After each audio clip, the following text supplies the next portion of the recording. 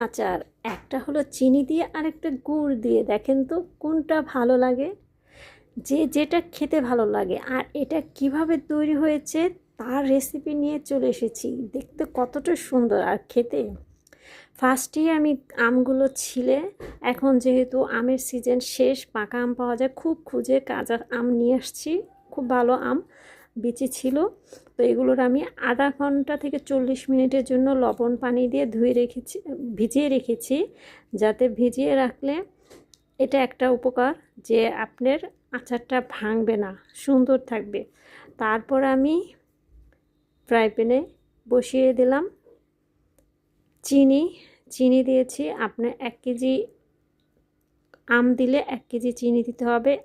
তো এখানে আমার 1 কেজির বেশি আম আছে। হ্যাঁ, প্রায় 2 কেজির কাছাকাছি।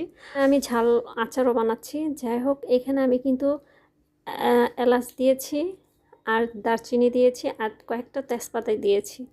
তো ভালো মতন নেড়ে চেড়ে এটাকে আমি একদম, দেখেন, যে যে পর্যন্ত আঠালো ভাব না হয় ততটুকু পর্যন্ত আমি জাল দিতে থাকবো। যেই আমার আঠালো ভাব হয়ে গেছে, আমি এই ঝরিয়ে আমের ওই পানি থেকে, লবণ পানি থেকে আম ঝরিয়ে দেন আমি এই আম দিয়ে দিয়েছি।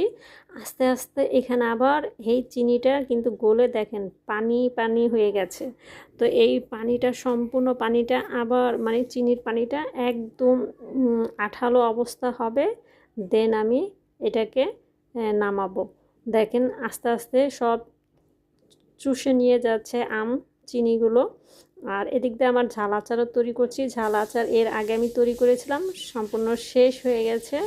এখন আবার তৈরি করলাম এক পাতিল, যেহেতু আমের সিজন চলে যাচ্ছে। তো যাই হোক, এই দেখেন আমি করতেছি, দেখি এই যে আঠালো সুতা ভাবটা একটা হয়েছে, আর কয়েকটা হলেই এই যে হয়ে গেছে।